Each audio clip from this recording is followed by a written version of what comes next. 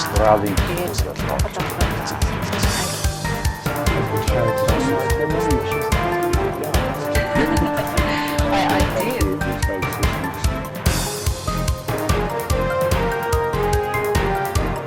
Welcome.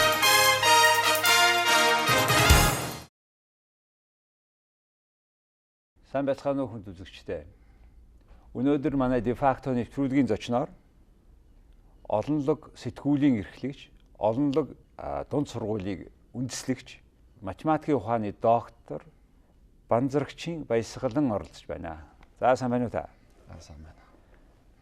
Энэ олонлог гэ таны хийм олон бүр 1993 онд олонлог гэ таны анхны сэтгүүл гарч ирсэн байна. Энэ ямар учиртай сэтгүүл гинэ? Тийм. Би Оросд нэг 8-9 жил сураад 92 оны 1 сард Монголд ирсэн л дээ. За. Ирсэн даруйда намайг багшийн их сургуульд багшаар хойрлогдсон. Тэр үед одоо хойрлогддог. Тэгээ багшийн их сургуульд тэр үеийн багшийн дээд сургууль ажиллаж байхдаа л энэ сэтгүүлийг гаргаж эхэлсэн юм байна.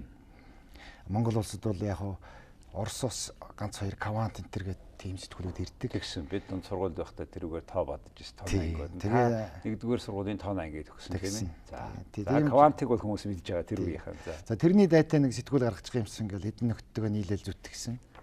Энэ гаргаал одоо 22 жил харин гаргаал явж байна. байна. 93 онд гаргасан энэ байна. 22 жилийн дараа гаргасан энэ байна тийм ээ. Энэ мөн үү тий? Энэ байна. 22 жилийн дараа. Тий 22 жилийн дараа. Тасралтгүй гаргасан тийм ээ. Харин би энэ сэтгүүлийг хараад бүр одоо та бүхнийг энэ сэтгүүлийг гаргаж байгаа тантай ажиллаж байгаа хүмүүсийг их хүндэтгэж байгаа юм л да. Энэ одоо математикийн ийм нарийн сэтгүүлийг монгол хэл дээр ингэж гаргаад ингэж яваад байдаг. Та ер нь өнөөдөр манай математикийн сургалтын төвшин ямар хуу хэмжээнд болж байна? Тий ер нь бол би боловсролын нэг 3-4 удаагийн шинжилүүд бий л дээ. 11 жилд шилжих гэж нэг хэсэг, дараа нь 12 жил энтергээд ингээ явсан нэг шинжилтүүд бий. Энд бол математикийн сургалт бол алдсан юм их байд. Яагаад үг гэхээр агуулгын талаас математикийг өөрчлөөгүй. Нэгдүгээр хугацаагаар сунгасан. Хоёрдугаарт хүүхдээ үзэхэд хэтэрхий хүнд байна гэд доош нь буулгасан. За эндээс бол манай суур улсрлын төвшин энтерт бол би ухралт гарсан гэж үзэж явдаг хүн л дээ. Яагаад математик тийм чухал гэж та үзэж байна? За ер нь бол математик хоёр талын ач холбогдолтой. Нэгдүгээрт бол би математикийг бол за жоохон даруй байж магадгүй ертөнц бол өөрөө математик зөв тогтолтой. Хоёрдугаарт математикийг бага наснаасаа үзсэн хүн, сурсан хүн сэтгэлгээ, логик сэтгэлгээ сайтай асуудлаас одоо зөв шийдвэрийг гаргах чадвартай болж байгаа. Тэр нь шийдвэр тоо боддог, уралддаг, төрүүлдэг нь гол биш. Гол нь математик бол хүний төсвөртэй, тууштай, зөв сэтгэгд сургадаг. Ийм шин юу боловсролын сэтгэлгээнд шинэ ирэм бөх юм байна тийм ээ. Тий шинэ ирэм бөхөн зэгцтэй өгсөн нөхцлүүдээс дүгнэлт хийх чадварыг өгч байгаа. Эсэргээс нь батал сэтгэж чадна. Өгсөн нөхцлүүдээс дараагийн дүгнэлтийг гаргаж чадна. Хурдтай сэтгэж чадна.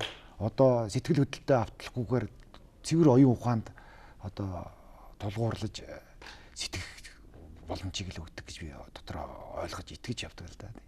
Тэгэхээр энэ оюун ухааны тэр суур сэтгэлгээ таны хэлснээр төвчээр энэ бүхнийг математик яг хүмүүс нөгөө энэ дэндүү хэцүү энд хэрэггүй математикаар хамаг хүүхдийн үлдчихлээ болжлаа гэж ярьдаг байлаа шүү дээ. Тэг ингээд сүулт хараад байхад би тооны анги дунд сургууль төгссөн 28 дугаар сургууль тэ Цэдиш багшийн дараа нь Москвагийн их сургууль тоо үзсэн. Дараа нь Америкт янз бүрийн модель үзэхгүй юу. Ингээ хараад байхад таны хэлснээр үнэхээр ялангуяа хөрөнгийн зах зээл математик юм байл ш. Буюу ямар ирэмбээр энэ бүх процесс явагдаж байгааг ирэмблээд юм бэлээ. Тэгээ та энэ чиглэлээр энэ математикийн сургалтыг сайжруулах талаар одоо нэлээд маш их ажил хийсэн юм байлээ. Тэгээ нийт одоо танай олонлог сургуулийг хэдэн хүүхэд өгсөн бэ? Хэдэн онд байгуулагдсан? Энэ 2002 онд байгуулагдсан. Ер нь бол төгсөлтөө одоо 2002 оноос эхлээл хийгээл эхэлсэн л дээ. Бид ч одоо хүүхэд шууд авдаг, шалгадаг. Тэгэл явсаар байгаа л одоо өнгөрсөн жилээс манай унган хүүхдүүд төгсөж эхэлсэн. За нийтдээ бол нэг жилд нэг 50 орчим хүүхэд дунджаар төгсдөг гэхэд манайх ч одоо 13 жилд нэг 600 хүүхэд төгсчихжээ. Тий. Хүүхдүүдээс чинь таны тэр сая тэр MIT гэдэг Америкийн сургуульд нэг хүүхэд орлоо тий. Тэр танай сургуулийн хүүхэд үү? Тэр манай MIT-д манай ууган төгсөгчдийн нэг дундаж үеийн төгсөгчдийн нэг нь одоо суралцаа төгсөж байгаа Үлзий баяр гээд манай энэ бас телевиз интерээр нэвтрүүлэг оролцоод гарсан байлаа. Мундаг сурсан. Одоо жинхэнэ програмчлалын урлагаар бол нэлээд агцсан. Өөрөө юм мундаг. Одоо тэгээ Монгол залуучуудыг тэр сургуулийн эсгэд тусалдаг, бэлтгэдэг ийм сайхан залуу. Тэр Массачусетийн политехникийн дээд сургуульд монголчууд орж ийн. Монголчууд ч математикийг яасаа их тэр мэддгийн энэ төр гэсэн нийтлэлүүдийн тэмдгүү гарч ирсэн. Та өнгөрсөн жил өмнөд Африкт Монгол хүүхдүүдээ авч явсан уу тий? Монголын багийг авч явж байгаа юм ямар учир? Тий. Яг уу жил бүрийн дэлхийн математикийн авраг шалруулах тэмцээн гэж ярьдаг л да олон улсын математик олимпиадад улс бүрэн 6 хүүхдэд хариуцсан нэг хүн багийн тим лидер гэдэг ингээд 8 өлөө оролцдог. За би хүүхдүүдэд ахалж явсан. Тим лидерүүдийн хүүхдүүд багаас нь салгаад тусгаарлцдаг. Тэр бодлого сонгох монгох энэ төр гэдэг ийм юм байгаа. Би 6 хүүхдтэйгээ тэнд 10 онцоод ирсэн. За ямар хөө байна? Хүүхдүүд яаж байна? Ер нь дэлхийн түвшингийн хаана бид явж байна?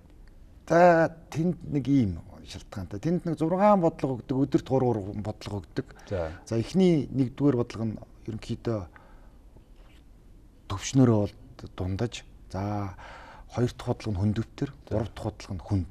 За манай хүүхдүүд бол эхний 2 бодлогыг, дундвтар бодлогыг бол манай бүх хүүхдүүд бодож байгаа. Өөрөөр хэлбэл карманд 14 оноо байгаа гэсэн үг бүх хүүхд.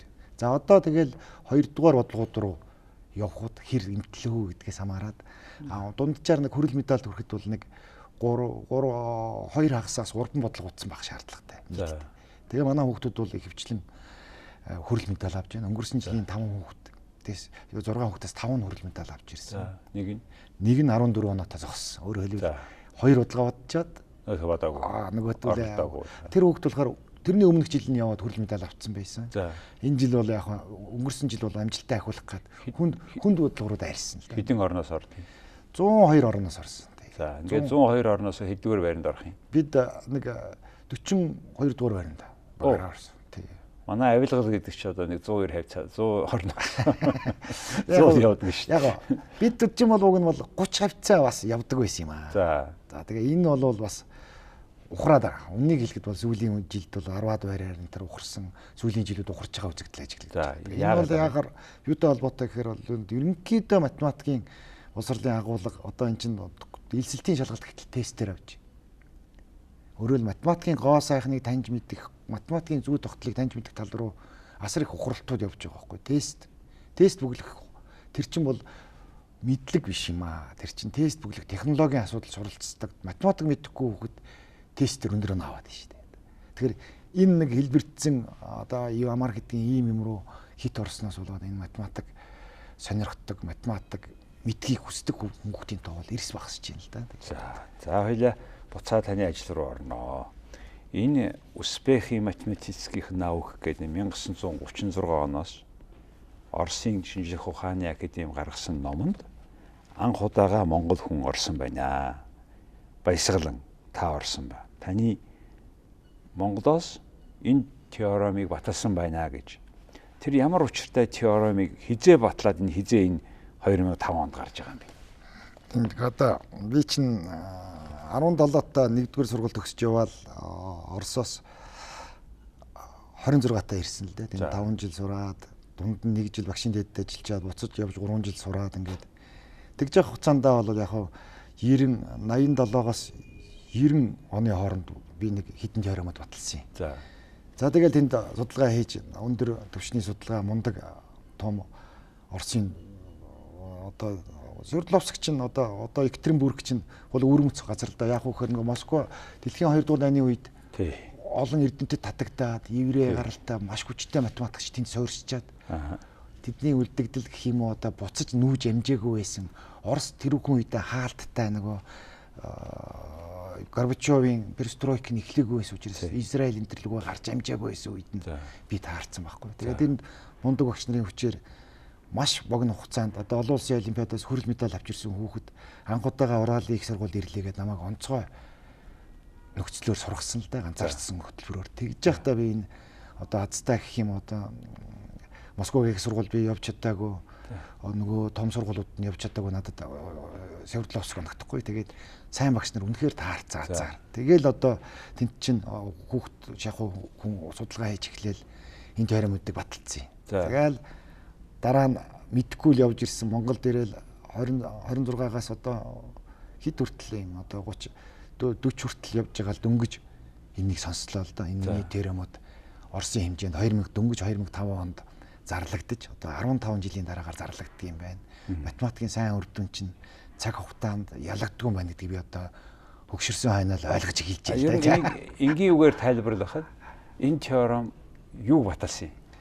За яг миний судалгааны сэдэв бол алгоритмын одоо асуудал. Өөрөөр хэлбэл хүний оролцоогүйгээр механик процедураар компьютераар жишээлбэл зарим математикийн болон амьдралын проблемуудыг шийдэж болдог л да. Одоо робот ч гэдэг ч гэдэг юм уу, компьютер хийж гэдэг юм уу.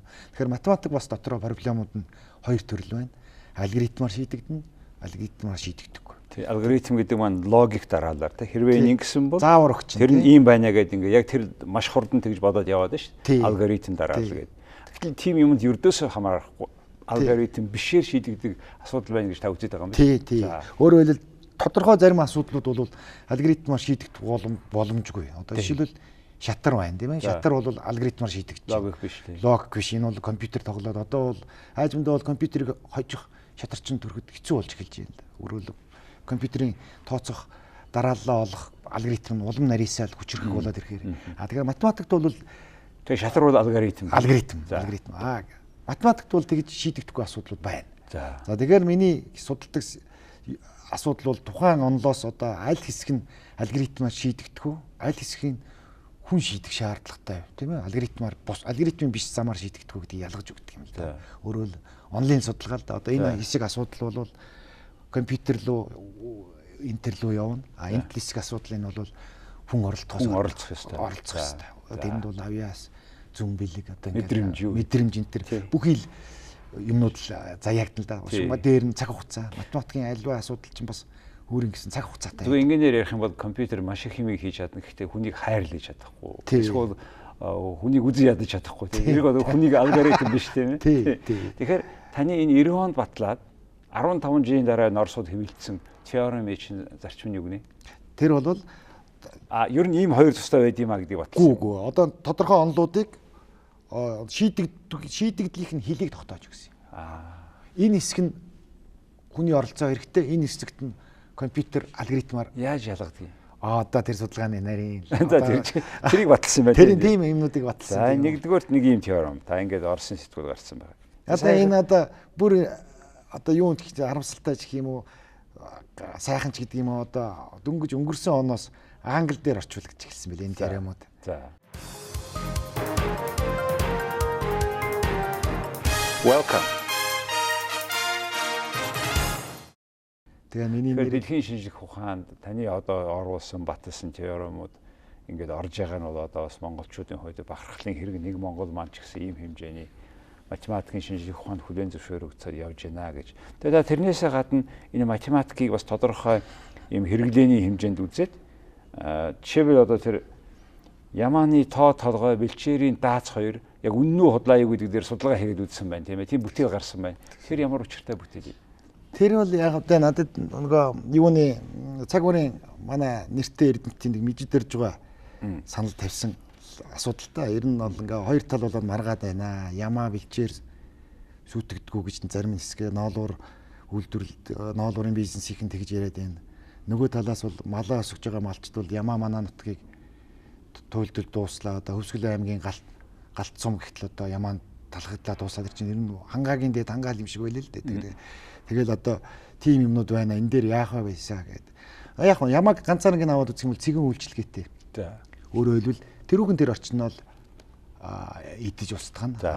Ямаа тус бүр. Ямаа тус бүрээр үзэх юм. Тус бүр. Ингээ харах юм бол цүлжилт бол глобал тийм ээ. Бүр ингээ газар нутгаар газар зайгаар очилдог. Тэгээд ярддаг гол тайлбар нь энэ энүүхэн өвс идэт байгаа Ямаа яхаараа бүх нутгийг одоо 70% нь одоо зөлжүүлээд байгаа мөлий энэ төр гэдэг.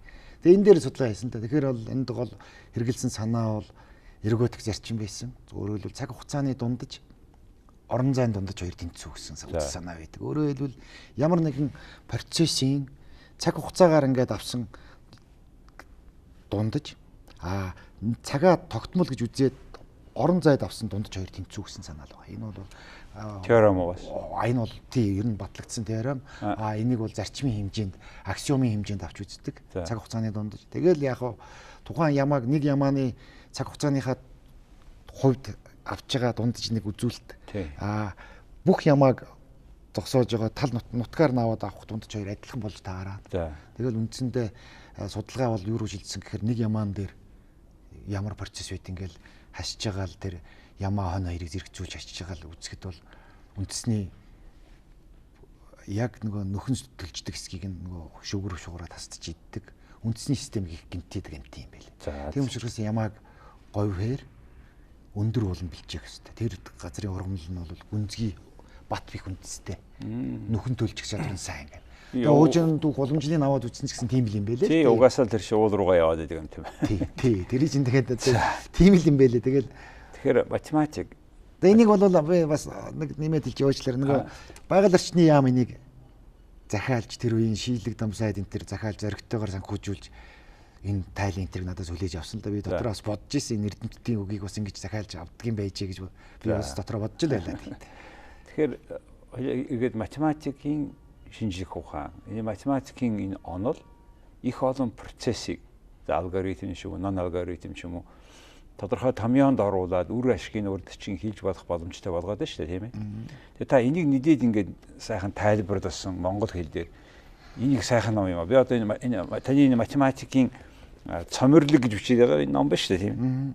Тэгээ энэ одоо энийг гол агуулганд ямар хөө зорилготойгоор энийг бичээд байгаа гинэ? Одоо математикийн чинь одоо улсууд хэлдэг л одоо Монгол дээр бичсэн математикийн ном борлогдохгүй зах зээлийн агуулга байхгүй энэ гэж ярьдаг юм да. Тэгэхээр миний барьдаг бодол бол Монгол хүн математикийн шинжлэх ухааны ололтуудыг сүүлийн үеийн бүр одоо өчигдөр гарсан үр дүнгуудыг их хэлээр унших чадвартай боломжтой байх хэрэгтэй гэж үздэг. Тэгээ яагаад олонлог сэтгүүл байхад энэ зузаан ном гаргаад байна вөхөр математик чинь үе айхтар том нээлтүүд гараад идэг юм аа. Одоо жишээлбэл 2006 онд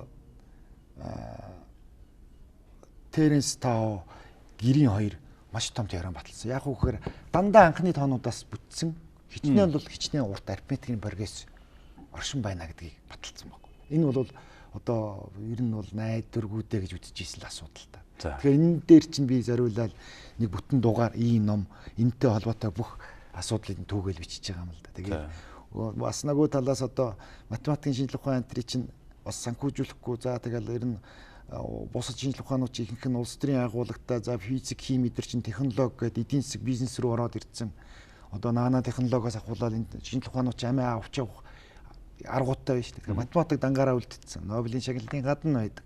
Анхаарлын гадна байдаг. Тэгэхээр эний чинь бол бас учрын тайлж хэлэх гээл янз янзын математикаар гарсан үр дүнгуудыг одоо 2000 онд математикчид хуралдаад одоо 21-р зуунд шийдэх ёстой 7 асуудал энэ төр томьёолсон. Тэр болгоны чинь бас монголчууд яар очиж хүрэх гээл энэ зузаанууд гаргадаг юм л да. Тий, энэ үнэхээр математикийн шинжлэх ухаанд болж байгаа дэлхийн хэмжээнд болж байгаа гол үзэгдлүүдийг, гол зорилтуудыг юу болж байгаа тий. Энэ ингээд тавар ингээд монголоор ийм сайхан хэл болоо гарч байгаа нь математикийн хүүхдүүдэд мэдээж математик сонирхож байгаа энэ хүмүүс их хэрэг болохоор сайхан номнууд байх юм. Тэгээд та бас тэр нэг өөр нэг теорем байна. Тэр тэнхлэгийн холбоотой тий. Тэр чи ямар теоремыг баталсан юм бас? Тий. Олон улсын хэмжээний ахаад нэг теорем баталсан байна шүү дээ. Хоёр том теорем. Тэр бол одоо бүр их азтай. Тэр би ч одоо 1988 онд хүүхэд оюутан багтаа улсын математикийн олимпиадад нэг бодлого төвшүүлж ирсэн.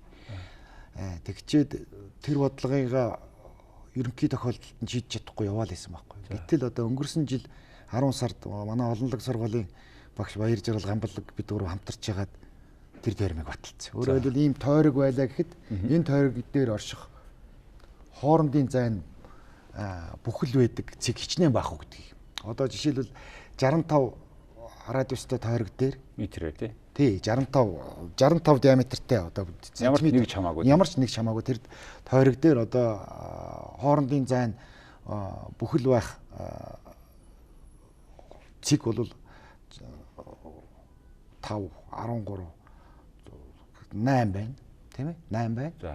Юу байж болохгүй 9 байж болохгүй 7 байж болохгүй 7 байж болохгүй. Дагва 8 байна гэдэг бол 7 байж болно тийм. Хамгийн ихтэй бол 8 байна. Гэхдээ 9 байж болохгүй. Одоо 75 диаметр дээр бол 6 байна, 7 байж болно. Бүхэл байна, зайн бүхэл байна гэдэг юу бүхэл байх юм? Одоо нэг ч яг энэ тойргийн диаметр нь бүхэл байна. Одоо нэг жиж бодоход. Одоо энэ дээр байгаа нэг 5 цэгийг хооронд нь ингээ хэмжээд үзэхээр бас нэг утгаар бүхэл байна. Тэр утгаар хэлж байгаа. Яг тэр бүхэл гэдэг утгаар. Тэр нэгж нь бол юу байгаа хамаагүй. Энэний практик ашиглалт нь юу вэ? За одоо их тун одоо энэ одоо математикуудад одоо тавьдаг онлайн судалгаа хийдэг одоо надад тавьдаг маш хүнд асуудалтай нэг л дээ. Би энд одоо бол хариулж чаддгүй. Яах вэхээр одоо намайг нэг үр дүн хийсэн гэхээр ямар ач холбогдолтой ингэж асуудаг байхгүй. Тэгээ одоо хамгийн хүнд асуудалд одоо би одоо үнэндээ бол энэ тийм ач холбогдолтой гэж хэлж чадахгүй. Тэгтээ миний зүгээр ажигласнаар одоо би одоо удахгүй 50 өрөх юм байна гэдэг энэ хэдэн жил гэдэг чинь хэдэн жилд нь тоо бодсон юм. 30 гаруй жилд нь тоо бодсон юм байна. Энэ 30 гаруй жилийн түүх ингээд амьдралынхаа туршлагаас ингээд хараад үзэхэд бол математикийн ямар нэгэн үр дүн бол хаач хамаагүй эзэн нэгэн цагт ашиглагдаад идэг байхгүй. Энийг одоо бүр таагдах математикийн таагдшгүй тийм үр ашиг чанар гэж бүр нэрлэлцэн нэр том юу байдаг л да. Тэгээд та бол ингээд нөгөө юу лээ бүхнээсаараа бодлогоодсон хариу байдгүй гэдэг шиг. Энэ нэг одоо хамгийн тод жишээ юу л да. Тооны онол гэдэг бүр маш хийсвэр салбарт нэг теорем 70-аад онд нэгдсэн шүү дээ. Одоо тооны онолын примитив язгуур эднэртэй холбоотой ингээд жирийн математикийн бус хүн дээрх юм бол нэлээд урт тайлбар шаардлагатай тийм онол л да. Тэгээ тэр үед чинь бол хүн болгол ярьж энэ бол хийсвэр абстракт гэдэг. Тэгээ одоо нэг интернет системийн үндсэн шүү дээ.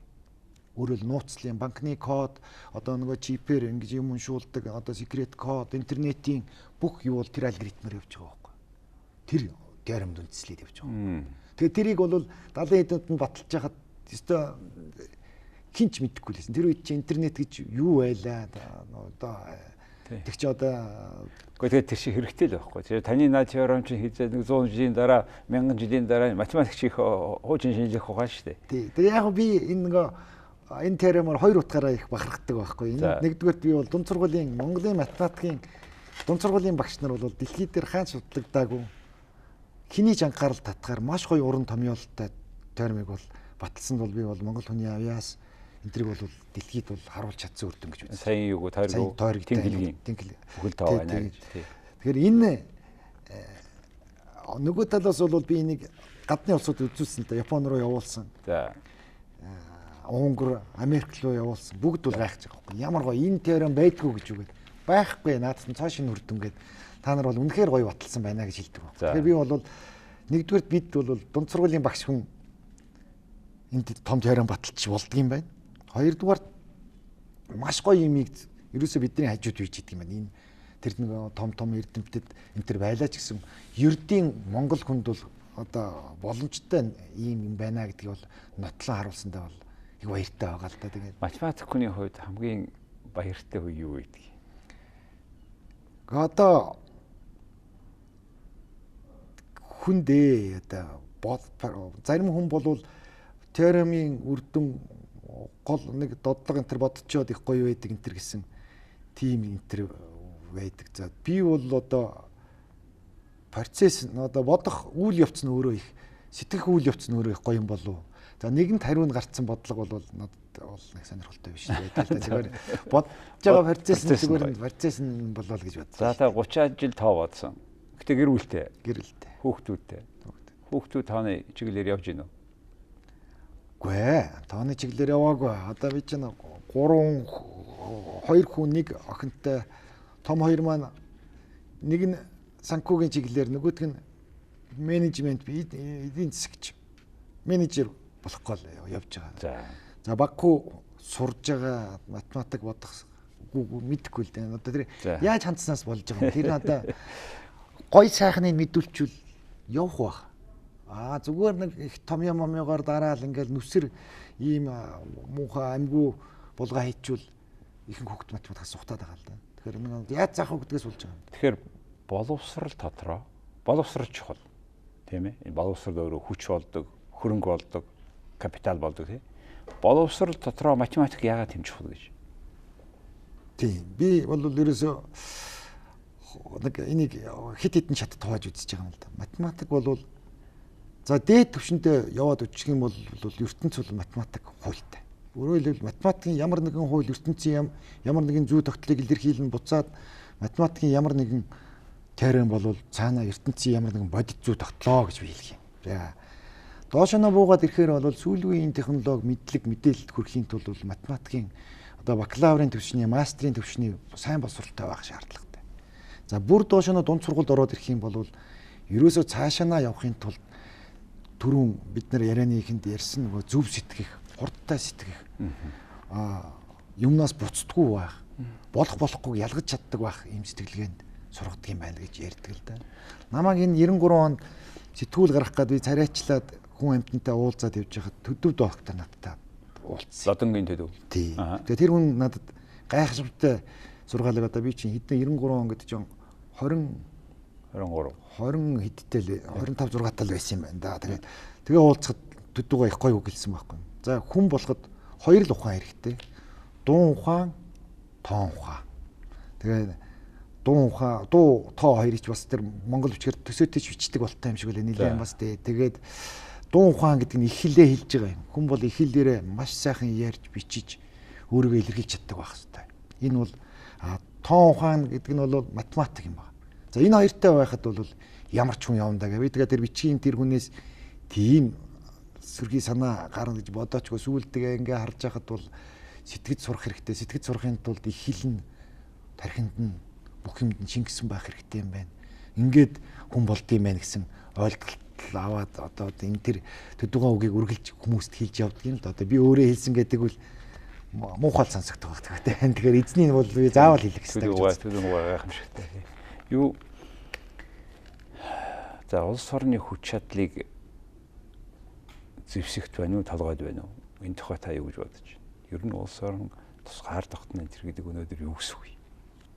Энэ талаар би бас нэлээд бодож үздэг юм л да. Тэгэхээр одоо яг тусгаар тогтнонд бол конкретны тодорхой зүйл байх хэрэгтэй л да. Одоо жишээлбэл тийм абстракт тусгаар тогтнол гэж ойлголт байхгүй. Тухайн үндэстэн хаана оршиж гинөө, яаж байна уу гэдгээс их хамаардаг зүйл гэж бодож байгаа. Одоо жишээлбэл ерөнхийд нь тусгаар тогтнолын тухай асуудал ерөөсөө ярьж болохгүй.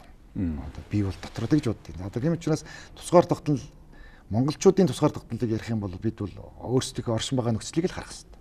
Бид бол нэлээд хатуу нөхцөлтэй уур амьсгалтай газарт нэлээд их баялагтай өргөн уудан нутагт маш цөөхөлөө амьдардаг. Хойд урд асар хүчрхэг хөрштэй. Тэгэхээр бид бол манай баталгаа бол хаана байна вэ гэхээр бол энэ хоёр улсын дотроо ярьж бичиж дамжуулдаг мэдээллийг нь уншиж чаддаг байх хэрэгтэй. Мэддэг байх хэрэгтэй. Өөрөөр хэлбэл Орос хятад хэлийг мэддэг байх хэрэгтэй Монгол. За дэлхийн хэл Английг мэддэг байх хэрэгтэй. Маш хурдан зөв оновчтой сэтгэдэг байх хэрэгтэй. Ийм байж би тусгаар оршно гэж бодож байгаа. Оновчтой сэтгэнэ гэдэг нь одоо би математик үзэл гэж бодож байгаа. Ерөөсөө л математик ерөөсөө эн чинь математикч болох тухай асуудалтай холбоод байдаг байхгүй. Би болохоор математик дунд улсрлын тухай л яриад байгаа. Математик одоо тэр саяын таны үзлийг те оновчтой ийм үзэл сэтгэлгээтэй болгохын тулд бүр том математик болохтой биш. Математикийг дунд сургуульд сайн ойлгохтой юм биш. Тий. Зэгцтэй болгож сэтгэдэг ийм ерөөсөө бүр би бол үндэстнийг авч явах юм бол одоо ерөөсөө оюун ухааны тийм бие биендээ дамжуулсан одоо сургаал сэтгэлгээний нарийн хэв загварууд энэ төр бол үндэстнээс үеэс үед одоо ээж аваас үр хүүхдэд дамждаг байх хэрэгтэй гэж үздэг байхгүй. Одоо еврейчүүд чинь гуталчин байгаа бол олсон орлогоо хадгалсаар байгаа л үр хүүхдэд дээд улсралтай болоход бүгдийг цацдаг. Тэгсэр бол тэр үндэстний оюуны чадвар хадгалагжүүлдэг байхгүй. Намайг одоо биологчид энэ төр бол шоолох байх. Тэгтээ хүний тархинд үүссэн бор нуглаас ээж аавынхын тархинд үүссэн бор нуглаас одоо үрчлээ гэдэг юм уу мэдрэлийн эс бол үр хүүхдэд нь яг тэр чигээрээ дамждаг гэдэгт би үнэхээр итгэдэг. ажиглалтаас харж байгаа ч гэсэн. Аав ээж нь муу ном уншдаг бол үр хүүхэд нь муу ном уншиж байна. Аав ээж нь уншдаг бол тэр айлын хүүхэд ном уншаал байгаа. Тэгэхээр эн чинь бол нөгөө тархины чадвар үр удам дамждаг гэдгийг бол бас на хүлээн зөвшөөрч зүгээр юм шиг байна. Тэгээд энэ хичээж явбал тийм дээ. Юу еврей гэснээс яхаар Израилууд ийм онцгой технологиг тэргүүлж байна тэр хүмүүс. Бүх орон улс болохоос өмнө орон болгонд чиглэл болгонд байгаа газараа тэргүүлсэн. Тэрнийхээ өмнөөс хүмүүс үзэж ядаж ийсэн. Энийний цаана ямар таныг яаж харж байгаа юм? Тэгээ би одоо тэр хойно Оросд байж байхдаа би түрүүн хэлсэн хит хитэн еврей математикчтай хамт ажиллаж ирсэн л да. Тэд нар бол нэгдүгээр маш их тууштай суудаг, хөдөлмөрлөдөг болсон. Хоёрдугаар тэднэрт биднээс нэг жоохон давуу тал байдаг. Яг үхээр нэг тархины багтаамж гэх юм уу, нэг цар хөр сэтгэлгээний цар хүрээ нь бол арай л их юм шиг илүү юм шиг санагддаг байхгүй. Тэгээ би одоо энийг бодоол ажиглаа л байгаа. Тэгэхээр энэ еврей улсуудын түүхийг ингээл хараад байхад бол одоо малчин хүн бол хүүхэд нь малчин болно. Одоо энтэг маягийн сэтгэлгээ шүү дээ. Одоо хятад ч гэсэн тийм ангийн ялгаатай холилдсон юм байхгүй. Тэнд бол тэгдэг юм байна. Одоо ядруу бол хүүхдээ илүү босролтой болох гэж бүх мөнгөө зарцуулдаг. Тэгээ эн чинь бол өр удмаа сайжруулж байгаа, гин фондоо сайжруулж байгаа хэлбэр юм байна. Монголчууд тийм байна уу? Монголчууд байна. Одоо би биш юм аа гэхэд хүүхдээ юм болгоно гэд үзээд байгаа. Одоо тий одоо би одоо малчтайгаа харддаг шүү дээ. 8 хүүхэдтэй айлын нэг нь л голомт цагт үлдээл. Бус 7 энд ээжийнхээ аавынхаа малын талыг заруулаад, ноолураа зараад бүгд ээж сургууль сурж байгаа байхгүй. Тэгэл болсон ч болоогүй тэд бол харьцангуй өндөр боловсралтай болоод төлөвшөөд байгаа юм л да. Тэгэхээр монголчууд бол үнэхээр эрдэнэ номыг дээлж ирсэн нь бол одоо үдий зэрэгтэй оршиж явах бол нэлээд бас том фактор гэж үздэг юм л да. Тэгээд бол яг одоо хүн болгоно толгоонууд хэрэггүй, монгол хүний толгой хэрэгтэй гэж ярьдаг болсон болохоор дурайгаад хэлэх гээд яг тэгтэл яг үнэн ажиглагдж байгаа юм бол ерөөсөө монголчуудын оюуны одоо сайн бэлтгэдтэй байдал, урд хоёр хөшийнхөө 5-10 хүнтэй тэнцвэж сэтгэдэг, цар хүрээтэй байдаг байдал цаашдаа бол Монголыг бол аваад гарч болов гэж боддог юм. Үнэхээр тэгэхэд Монголын цаашдын хөгжлийн баталгаа бол бидний боловсрол. За боловсрол дотроо өнөөдөр энэ математикийн доктортай ярьснаас юу ойлгосон гэхээр математик сэтгэлгээ хэрэгтэй юм гэж ойлголоо шүү дээ. Тийм. За их баярлалаа. Та үнэхээр энэ математикийг би анх таныг мэдэхгүй байж дараа нь ийм материал ийм өчигдөр саяхан улсын олимпиад тэрийг та зохион байгууллаа шүү дээ. Тэр чи юу лээ? Тэрийг таныг тавьчих ярьчих та. Тий нэг одоо яг нэг улсын олимпиад ч одоо би бол ингэж боддог л да. Зарим улсууд энэ төр бол олимпиад бол нэг хэдэн хүн уралддаг, хүүхдүүдийн тэгш байдлыг алдагдуулж ингэж ялгаж яах энэ төр гэсэн ийм үзэл бодол байт. Гэтэл бол үгүй юм аа. Олимпиад бол гоё сэтгэлгээ, уран гоё санаа, математикийн зүй тогтлуудын ганцхан математик биш одоо бусад олимпиадууд ч адилхан. Тэрний одоо ашиглах, хэрэглэх одоо тэрийг тараах боломжийг олгох том баяр л да. Тэгээ сая бол яг энэ чинь улсын аймгийн шилдэг тоочид хотын том тоочид ингээл нийлээл уралддаг том уралдаан. За улсын мөн төсөвт бол баг мөнгө суудаг. За энэ баяраа бид нар чинь ганц зохиодог баяраа хүүхдүүдийн хүсэн хүлээдэг энэ баярыг чинь тэмдэглэхийн тулд бол жил байгууллагуудад бас даалгаж байна л да. Тэгээ өнгөрсөн жил надад энэ үүргийг үндэ бол даалгацсан би одоо тэгэл одоо зүтгэж явсаар байгаа сая. Хэдэн хүүхэд оров? 320 оролцогчтой. Бүх аймгаасаа, хотоосоо тэгэл хэдэн аймагудаас ирв? Өн бүх аймгаас ирсэн. Аймгаас 4 хүүхэд одоо 12 дугаар анги, 10, 11, 9 дугаар ангийн ангилалд, тэгээ бага ангийн багш нарын ангилалд, дунд ангийн багш нарын ангилалд. Манай Монголын математикийн олимпиад чих өвөрмөц шүү дээ. Багш нарын дунд математикийн олимпиад явуулдаг дэлхийд дээрх цорын ганц улс. За. Энэ бол бусад улс өөрсдөө ордог юм уу? Багш нар ордیں۔ Дунд сургуулийн багш нар уралдаа. Тэгээ энийг тэр гадаадын орнууд энэ тэр сонсчоод энэ чи бид нар чинь ингээ энэ номнуудаа аваад олон улсын олимпиад очихдоо Монголынхаа олимпиадын материалыг хүргэдэг. Тэнгүүт пөөх ямар гоё юм багш нар нь уралддаг юм уу гэж бүр биширдэж штэ. За тэгэхээр тэр багш нарын бодсон бодолтын уран чадвар энэ төр гэж бол манай багш нарыг бол гайхамшигтай штэ. Тэгэл багангийн багш нар уралдан математикаар тэгэл. За сайхан ажил хийж хүүхдүүд олон 300-аад хүүхдүүд баяр баясгалантай за юу толгойн дотроо ийм сайхан эвсэлтэй ийм юм судлаад Тэгэхээр нэгдүгээрт би танд өнөөдрийн манай нэвтрүүлэг дээр оролцсон талархаж байна. Би одоо бас нэг хүн ч гэсэн одоо 30 жил тоо одоо юм бичээд явахаар юу хүрдэгдгийг би бас хүмүүст харуулсандаа их баяртай байна. Нөгөөх нь бол манай бүх үзэгчдэд боловсрал, тэрний дотор математик, сэтгэлгээ бол маш их эрч хүчийг өгдөг аргачлал байдаг юм байна гэж ойлголоо. Тэгээ таны хамт олон танаас сургуульд энэ гайхамшигтай ном бичиж байгаа хүмүүст өндөр амжилт хүсье, сайн сайхныг хүсье. Та бүхэн Монголын ирээдүйг гэрэл гэгээтэй юм олонлог, гоё олонлог болгоход онцгой үүрэг гүйцэтгэж байгаа шүү гэж хэлье. Их баярлалаа. Баярлалаа.